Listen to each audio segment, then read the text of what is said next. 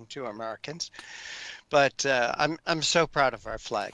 So Rick, talk to me a little bit about how you got started doing this radio thing and TV thing that you're doing, because you've been doing this a heck of a long time, my friend. 12 years, 12 years. We're into our 12th year of doing the Conservative Commandos radio show.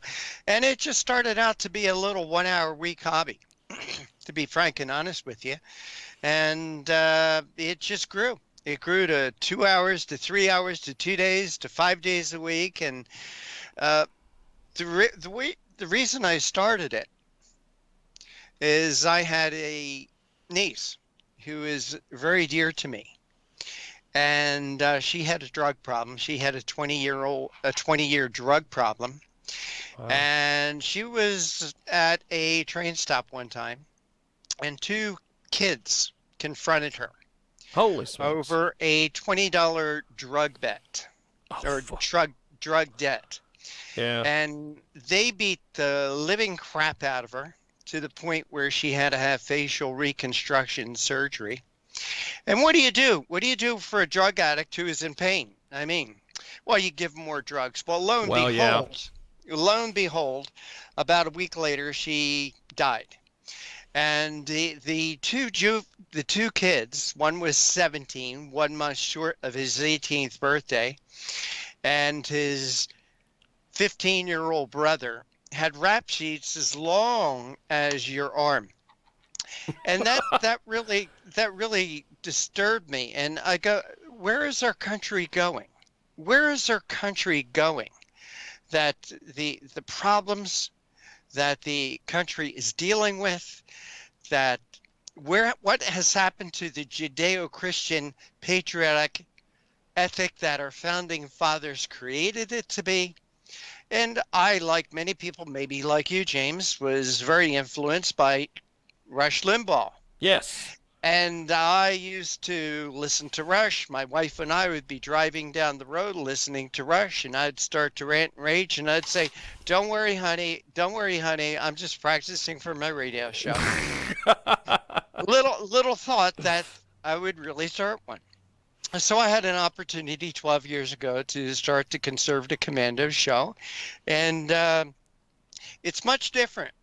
Very, very different from what it started out to be. It was going to, as I said, it was my little 1 hour a week hobby where I was going to rant and rage. And I think it's become much better. And why I say that is we have a reputation of bringing on some of the finest guests on radio and television. And we're very proud of our guests. For us, our guests are the hallmark of our show. We've had a who's who of conservative politics and see, that was what writers, I was that is one thing I wanted to get into with you. You have got some incredible guests that come through the radio and TV program. Tell me a little bit about some of the different people you've had and some of the luck being able to get some of these folks. Well, I don't know that it was luck. It was hard work. One of the things that I've noticed about bringing guests on, they always check out who you are. Yes. And if you check out our website, ccrshow.com, that's ccrshow.com, you'll see the guests that we've had. We've had governors, senators, congressmen, writers, authors. We had Vice President Mike Pence on to our show. But you can just check it out. And why they come on our show, I believe that they know what our goal is, what our mission is. No one on Conservative Commandos gets paid. Yeah. You know, we do this because it's the right thing to do. And I also work with some terrific co-hosts, Sharon Engel, who has run for a Senate, who has run for Congress. In 2010, she ran against Harry Reid for Senate in Nevada. George Landreth, who's the president and CEO of Frontiers of Freedom. Melissa Isaac, who is an attorney. Yeah. Dr. Nasser Sheikh, who is a physician. And I think people like coming on our show because we have a little habit. And that habit is we ask a question and we shut up and we listen. And I think the guests like that. The guests like well, that. You know, that is one thing that I do a program with a gentleman by the name of Don Mazzella on Thursdays for for a network. And that's one of the things that Dawn is often saying to the guests when we have them on there, is that they'll sit there and they'll be like, well, I don't hear anything. Are you guys still there? And Dawn's always like, we let the guests talk here. Right. Exactly. And also with conservative commandos, it is the conservative commandos. We're a place where conservatives can come to express their views, their opinions, talk about the issues that are important to them. We do not bring liberals on. All right. The liberals, they have their MSNBC, CNN, yes. all the alphabet They pretty networks. much got everybody. Exactly. They don't need to come to conservative commandos to spew their venom. So, and we don't argue with our guests. We, as I said, we ask a question, we shut up, and we listen. That's great. We have got a great guest with us today. He joins us live here in our broadcast. Rick joins us from the Conservative Commandos. And after all these years of doing this radio program that eventually blossomed into a TV program, what did you think after all this? Because you've been doing this, as you mentioned, for a heck of a long time, and it just started out as a hobby, and now it's a phenomenon. When we started the program 12 years ago, yeah, it was right after Barack Obama got elected president. So Democrats had the White House, they had the House of Representatives, they had the Senate. The Supreme Court was very marginal. And I'm very proud to say that within a few years, that first we took over the House, and then we took the Senate, and then the White House. And I almost thought at that time, okay, well, what would we talk about? But it's amazing. It's amazing that each and every day, what happened, what is going on, what is happening. And I'll be honest with you, I thought that once Donald Trump was elected, that, well, maybe it was time to go off into the sunset. After all, I am older than dirt. Okay, I am older than dirt. And how much longer am I going to do this? There's a lot of things that I would like to do in life. My wife would be very happy with me sitting in my lazy boy chair with my kitty on my lap, taking a nap by an afternoon movie. But I don't know what I would do, to be frank and honest. And it's just amazing to me what has happened to this country over the past year or so, that Democrats have regained control of the Senate. I'm sorry, of the House. They are out of control. They are really wackos. What they have done to Donald Trump, what they have done to the presidency, what they have done to the country, what their cohorts, the media has done, it's absolutely a shame. It's a shame. So I'm glad we didn't give it up. I'm glad we didn't give up Conservative Commandos.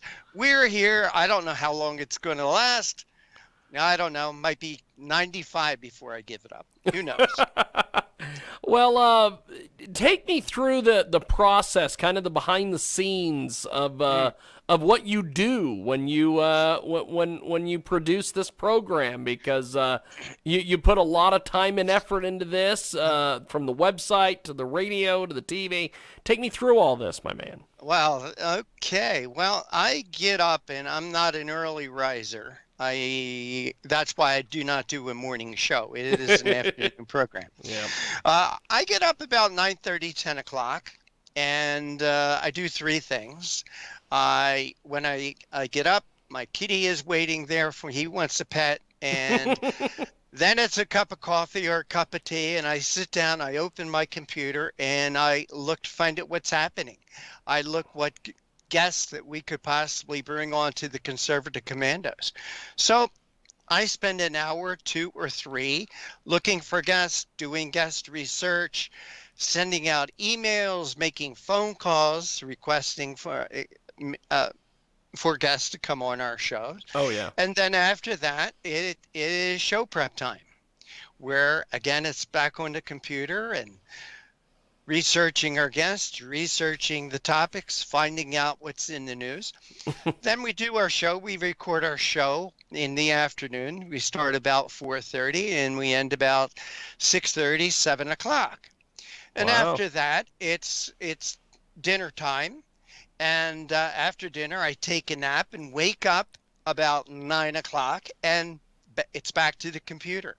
It's back to editing the shows. It's back to, and I do have a new responsibility now that I'm president and CEO of AUN Television. We could talk about that in a little bit. Oh, yeah, we will. And so all night I'm on the computer after that, probably till 1, 2, or 3 in the morning. That's Some awesome. mornings till 4. Again, that's why I get up late. So it is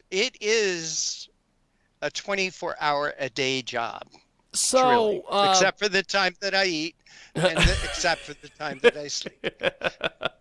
We have got a great guest with us today. Rick Trader joins us here on our broadcast, Conservative Commandos, radio broadcast, and TV as well. And you can find your program on Spreaker and on many different stations across the country and around the world. Right. So let's get into the television component of it. I noticed that this AUR kind of showed up out of nowhere via...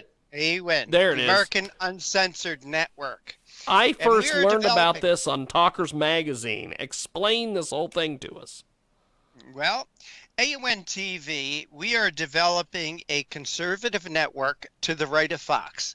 Now, don't start laughing and saying it's not hard to be to the right of Fox, but it gives you a geographical idea of where we are. And again, we are creating a network where conservatives can go for information, where conservatives can go to talk about their issues, things that are important to them. We like to say that we give the news that the alphabet networks are afraid to give or do not want to give because they don't want the American people to know. Well, that's where AUN TV. It's a boutique network. Okay, it's not for the masses. It's really not. It is for conservatives. It's for conservatives, as I mentioned, a place where they can go to find out the news that they want to know about, to go to and find out the news, again, that the alphabet networks do not want to talk about. I think that's great. So, with you being named the essentially the head of programming, what exactly are you looking for? Give us some info here, some details. Well, it's sort of funny. Life is funny. Life is like being on a river trip, a canoe trip. James, did you ever go canoeing? No, but I know. But my co-host out of Colorado has went canoeing and rafting and has put many of his adventures on YouTube. So okay. Well, generally, when you go canoeing or rafting, you go with the current. Yes. Right. Yes. I mean, you might think you're brave and strong and try to paddle against the current, and you'll get tired, and soon you'll go back to following the current. Well, life is that way. At least my life has been that way. Yeah. So about 3 years ago, I met an individual who was talking about creating a conservative network. And he had the stations. The stations were up and running, and they were running 24 hours of infomercial television. And at that time, he said, well, Rick, if you videotape your show, I'll put it up. And that's what we started to do. Awesome. And he and I have always talked what it would take to make AUN what we wanted, and a conservative network. And about back in January, he said to me, he says, look, Rick, I got too many irons in the fire. He says, why don't you take it over? Which I did. So what are we looking for? Well, we're looking for conservative programs, co-host, content, movies, documentaries, whatever. It's so exciting, James, to be able to do this. I have this whiteboard in front of me, this clean whiteboard. And you go, great. Oh my God, well, what do you do? How do you fill in the board? Well, one at a time. And so we are filling in that board with conservative programming. And I don't know, with the 9 stations that we have, maybe it's like a seed. Let's see what grows from this seed. Is it going to be a bunch of weeds, or is it going to be a giant oak tree? And I'd like to joke and kid and say, wouldn't it have been fun and interesting if somebody said to you 25 years ago, I'm thinking of starting a news and information network, and maybe I'll call it Fox. Now, I'm not saying that AUN is ever going to become Fox or a competitor to Fox or even a spot on Fox's wall or anything like that.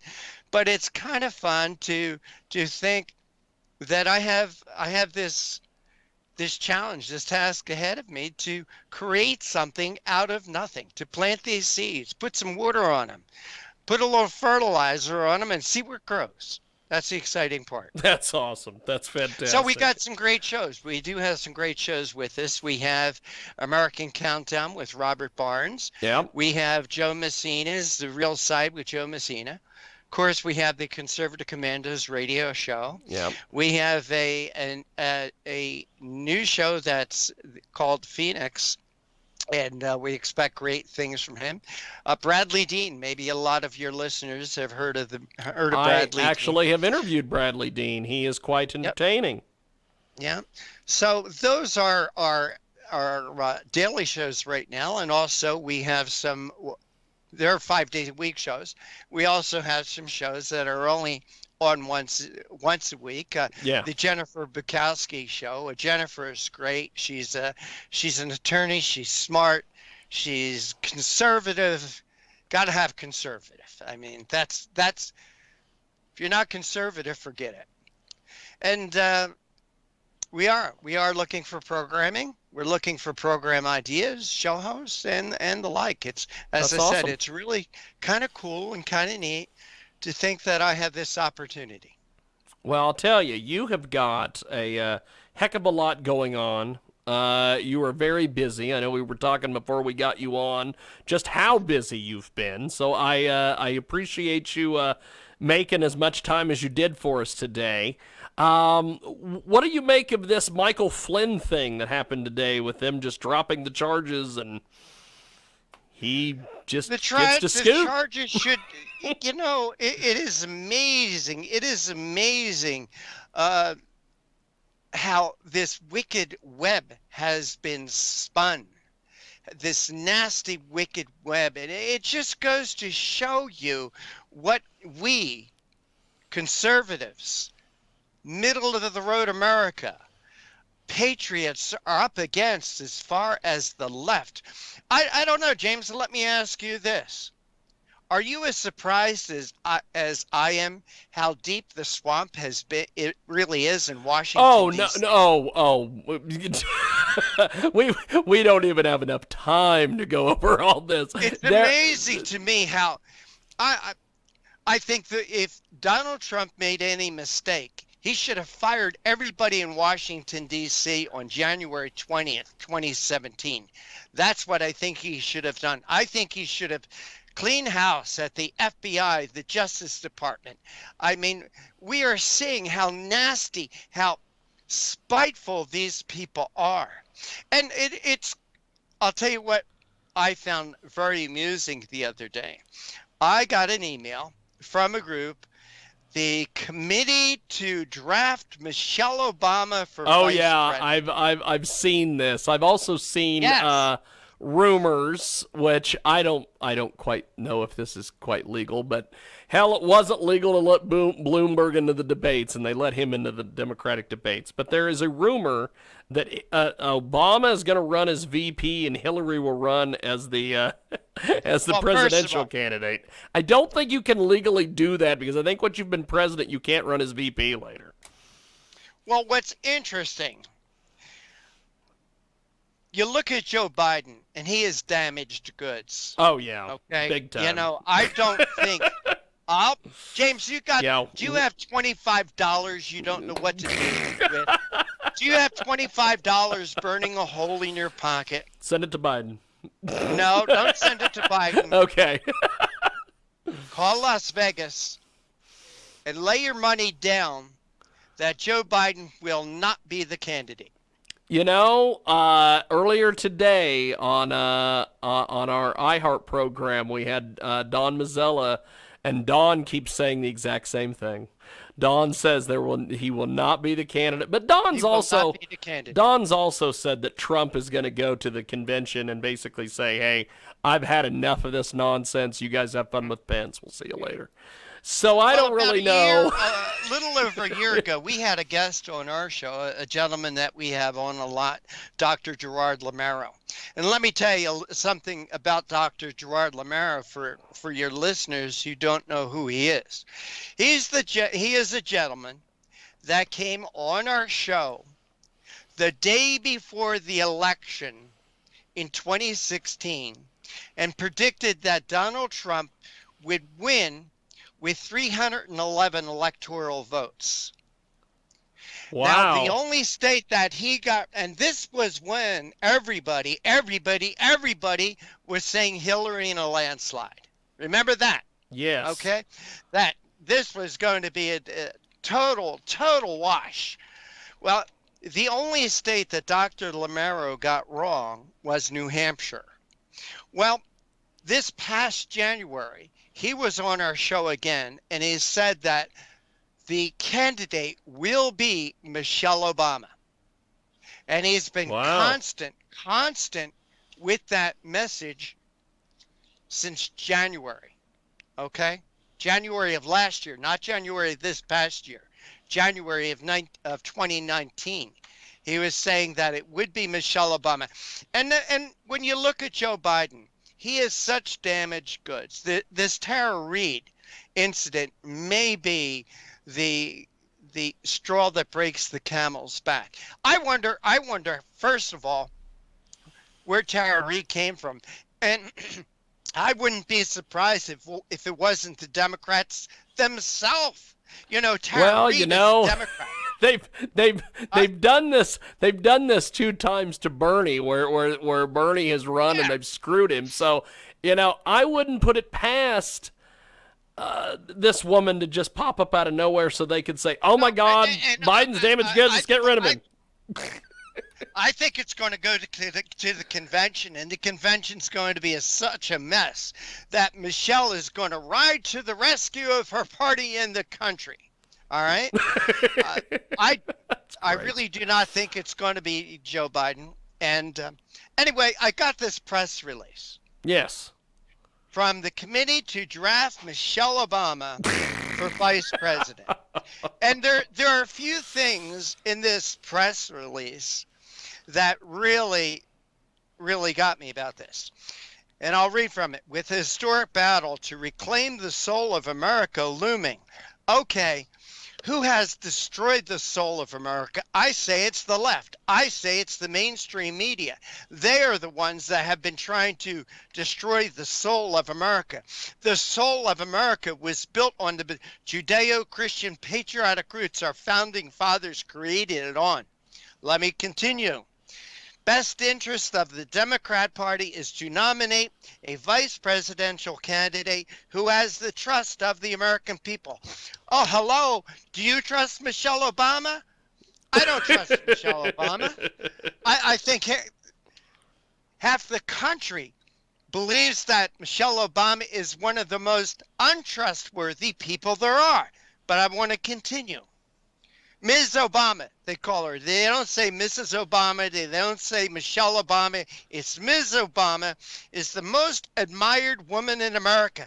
And I would make the argument she's also one of the most hated women in America. She and Hillary Clinton. And I want to continue. Yes, go. Her credibility as a trusted leader and a strong symbol of unity within the Democratic Party would certainly help Democrats defeat Republicans up and down the ballot. Well, let's talk about this credibility, trusted leader, strong symbol of unity. I'll make the argument that her husband, Barack Obama, is the most divisive president that we have had maybe since Abraham Lincoln, where Lincoln divided the country north and south. Barack Obama divided the country left and right. black and white, male and female, businesses and employees. This Barack Obama did more, in my opinion, to divide the country than anyone, as I said, since Abraham Lincoln. But I'm not done. I have something else here. Okay, go. If elected, she would usher in a much-needed sense of virtue in Washington. And also here, which is gracefully exemplified with her quotation, when they go low, we go high. Well, again, her husband is the guy that says, if you're going to go to a knife fight, take a gun. Oh, yeah. Her husband also said, oh, yeah, we need to punish our enemies and reward our friends. That too. This is Michelle Obama. This is what they say about her. This is what I say. That's what I say. Well, and she also, one of the things that I find so strange about her is she also ruined the school lunch program when she was in there. Well, which I'll tell you, as far as everyone really realizes, she didn't have much help because the school lunch program, at least when I was in school, was already crap. But go ahead. Anyway, so we conservatives really need to start gearing up for the presidential election. We cannot let the Democrats maintain control of the House of Representatives. We cannot let Democrats take control of the Senate. We cannot let Democrats take the White House. And let me just say this. We're not talking about it, but we'll start. This Chinese flu. All right? Oh, yeah. And it's not the COVID. Don't give me this COVID stuff, all right? It's the Chinese flu. It started in China. Okay? Last year, during the flu season, 61,200 Americans died. The year before, during the flu season, 78,000 Americans died. 49 million Americans got the flu. The year before last, 42 million Americans got the flu last year. James, how many businesses were shut down? How many people were kicked out of their jobs? How many schools were closed? 0. What's the difference between this year and those 2 years? Well, it's a presidential election year. And those people on the left will do anything to destroy the economy, to try to get rid of Donald Trump. But in doing so, James, what they've done is they have created a depression. As bad as the depression in 1929, as many people are out of work now as there were in 1929. It took 16 years and a world war to get over the last depression. Yes. What is it going to take to get over this depression? I heard a statistic yesterday that 40% of our businesses may not reopen.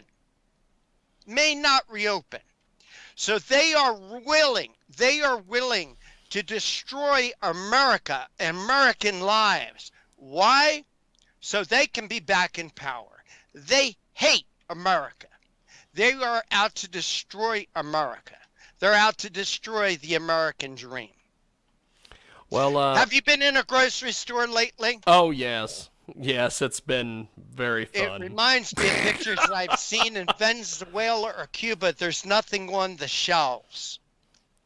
So if you like what's happening now, let the Democrats win the White House. Let the Democrats win the Senate. Let the Democrats maintain control of the House of Representatives.